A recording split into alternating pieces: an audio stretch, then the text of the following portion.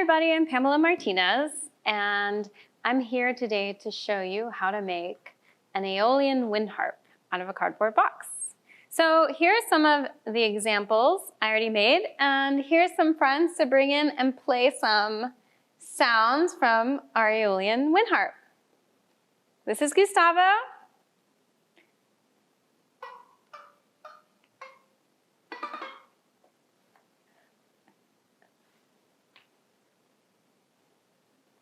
And this is Mark.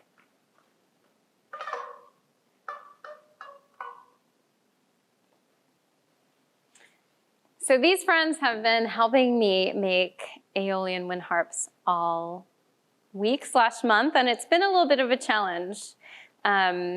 We've done a lot of trial and error. But first, what is an Aeolian wind harp? So a wind harp is anything with strings that is played by the wind. Aeolus was the Greek god of wind, so an Aeolian harp is the same thing as a wind harp. It's an ancient instrument that was popular in the Victorian age. And what you would do, can you bring me one of the complete ones? What you would do is you would stick your Aeolian harp in a window. So imagine this is my window. I would close the window to let the air flow over the strings till it got till about right here. So there's not a lot of space for the air to go through, and when the breeze comes in, it makes the harp hum. And it sounds otherworldly and magical, and I'll let you hear that at the end. But it's very hard to hear because I'll be using a fan, and you mostly hear the fan. But when you hear it in nature, whether it's in your window or there's different looks to Aeolian harps that you can put outdoors, you don't notice the sound of the wind. You notice the sound of the harp. So here's how you make one. The first thing you need is a cardboard box. Now, here is your average cardboard box. But this box is not going to work. You can't just use any box because you don't want the split in the middle. It's harder to make a sound that way. So we're going to save this one for another project or whatnot, and we're going to choose a different kind of box. So here is a cardboard box, but it's got a flat top. In fact, it's flat on all sides. I just happened to paint this one because I've been painting them for fun, for an exhibit. So you've got a flat bottom, a flat top, and it's kind of doubled around the edges, and it closes. So that's how we start. Next, you're going to need some monofilament fishing line. So I've got here a very thin fishing line. It's 10 pounds. And if I pull hard enough, not right now, but I could probably break it, but not yet. So you want something that you're going to be able to really pull tight on. Okay, then we need some scissors. Thank you. Then we need a knife. This is a funny one. Speaking of, this is not a project for kids by themselves. Either an adult should make this or an adult supervising a child. Then you need some gloves. So these gloves that I have are lined on the outside with some kind of rubber, and that helps me pull the wire very tightly. Then we need some pencils or pens. Here's some pencils I have. I painted them too to match my box. And right now, we're not going to need it yet, but you will need a fan to test if your Aeolian harp is working. You could also put it in a window, but that's going to take a while. So the first thing you do is take your box. If you want to decorate it, you've got to decorate it first because it's going to be hard to decorate with your strings on it. Once you've got your box and it's decorated how you like, you want to open your box and look for the grain. You want to look for the corrugation. So I'm looking at the very edge, and I can see that the lines, or you can kind of see if you look very closely that the lines go this way. Whatever way the corrugation goes, that's the way your strings are also going to go. So you want your strings to be parallel to the corrugated lines. So once I see that I'm going to have my strings going this way, then I make a little slit in the box. So you don't need much. You only need you need to go around your box 4 times, so 10 feet. So you don't need the whole thing. And I'm only saying that because if you are around October 25th from 6 to 8 p.m. in San Antonio, Texas at San Pedro Creek Culture Park, I'll be giving away some of this, so you don't have to buy a whole container of it. Okay, once you've got your box and your corrugation, you're gonna take your knife and you're just gonna cut a little slit, tiny slit. This is gonna hold your string in place while you stretch it. So now I take my fishing line and I'm gonna make a loop at the end. I want the loop to have a really, really thick knot. So I don't wanna just make it once, but I'm sending that loop through the knot 4 times.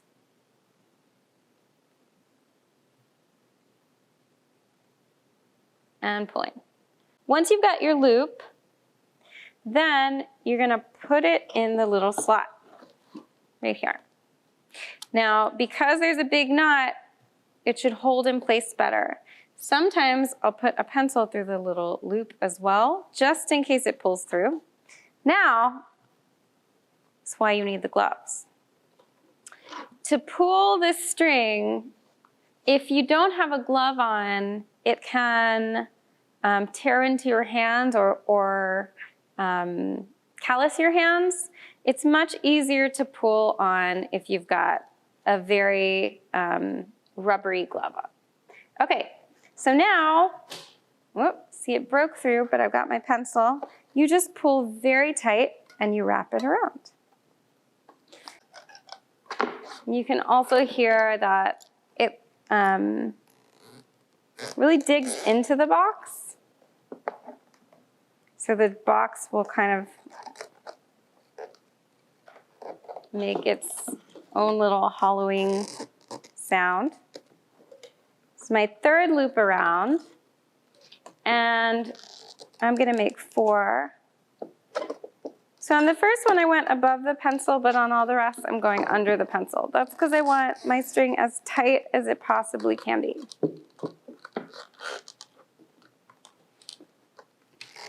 Okay. Then once I've gotten to the 4th one, I make it to the back, and I want to connect it through that loop that I originally made.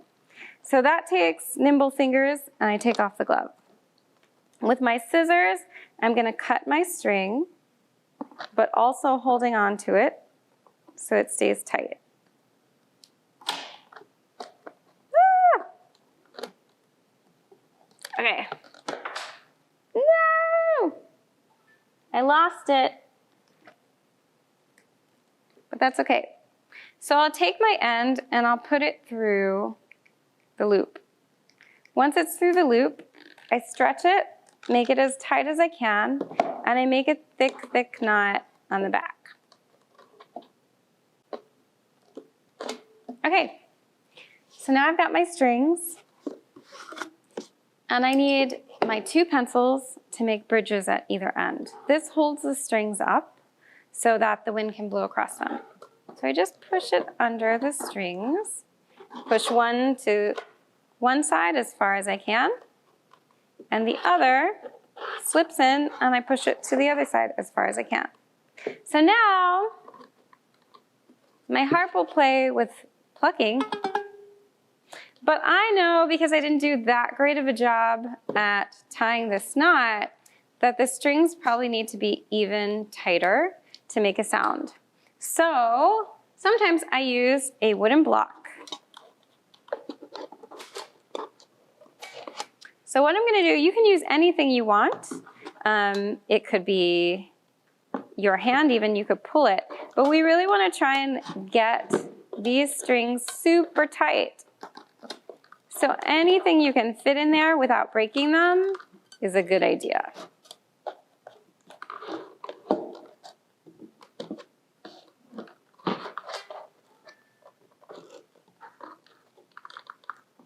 Voila. So now this is the back, and I put the piece of wood on the back. My front is still the same, but my strings are tighter.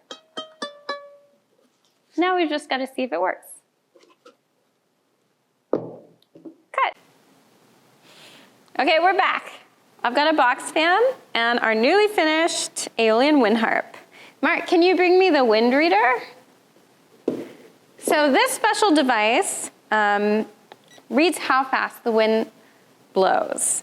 And I just wanted to bring this over because the wind harp won't work with just a breeze. It takes quite a bit of air.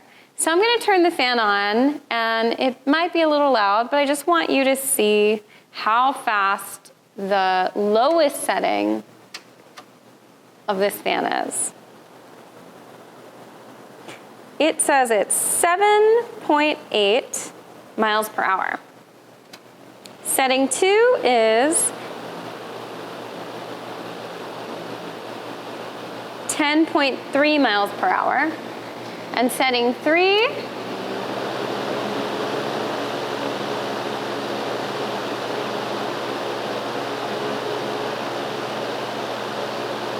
12.5 miles per hour. So that's pretty high winds. And I just want you to take that into account just in case your wind harp doesn't work right away. It needs quite a bit of air to move the strings. So I'm going to explain before I turn it back on so it doesn't get too loud. When you listen to your harp, the air needs to bounce through the strings. So we put it at an angle, 45-degree angle, and it should work. Let's see if it does. This is on setting 2, which was about 10 miles per hour.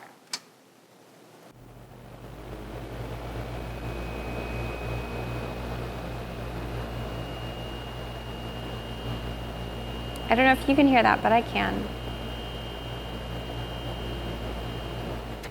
Here's setting 3.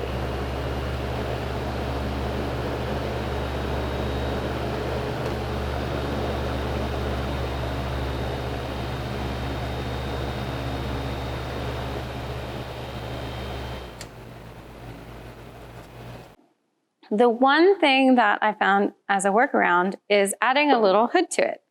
Gustavo, can you bring me an extra piece of cardboard? And what it does is the hood will funnel the air and create a shape that is much like the window that gets the air to travel just to the right area of the strings. When it has a little hood, it doesn't have to be at an angle, but you can hold it more flat. Thank you, Gustavo. In fact, I need some help. Will you hold the wind harp flat for me? And I'll make a little hood. Got it? All right, here we go. There it is.